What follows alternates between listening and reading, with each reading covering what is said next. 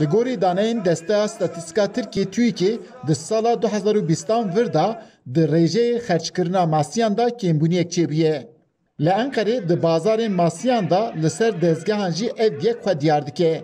Esnafên masiyan amaje dikin ku li gorî salên berê di nav 2 salên dawî da di firotina giştî da kêmasiyek çêbûye.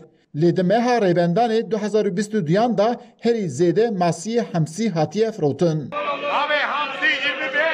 Masî firoş di bazara tomarfiroşî masiya dikirin û li nav bazarê da jî peregende difroşin. Ew amaje dikin ku li Enqerê herî zêde masiyê hemsî tê firotin. Lê li ber bihabûnê jî firotina hemsî da daketin çêbûye.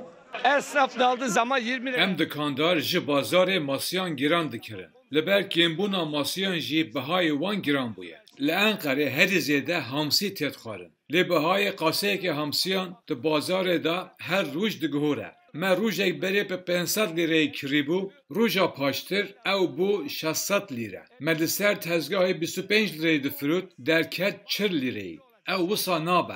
Tazelik burada, tazelik burada, kalite burada, ucuzluk burada, ucuzluk. Müşteri yok abi, millet boş boş geziyor.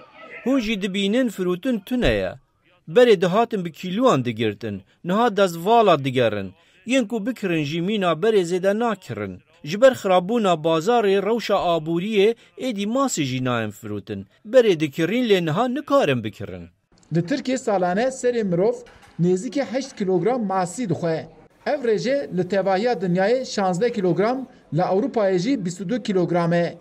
Li ber giranbûna bahayan li Tirkiye ev rêjê jî daketiye xwarê. Eyüp Demir, Dengê Amerîka, Enqere.